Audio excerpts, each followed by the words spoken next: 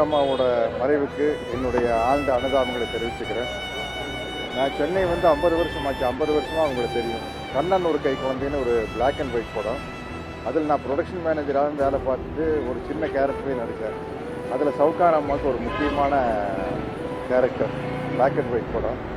அதுக்கப்புறம் கடைசி அவங்களோட தம்பி படத்தில் நடித்தேன். நம்ம கார்த்தி ஜோதிகா எல்லாம் நடித்த படம். அது கோயம்புத்தூர் தான் நடந்தது. அப்போ என் அம்மாவுடைய 75வது பிறந்தநாள் அங்கே கோயம்புத்தூரில் நடந்தது. அதுக்கு சவுகார் அம்மா வந்திருந்தாங்க, கார்த்தி ஜோதிகா எல்லோரும் வந்திருந்தாங்க. எங்கள் அம்மா நானே எல்லாருமே அவங்களுக்கு பயங்கர ஃபேன்.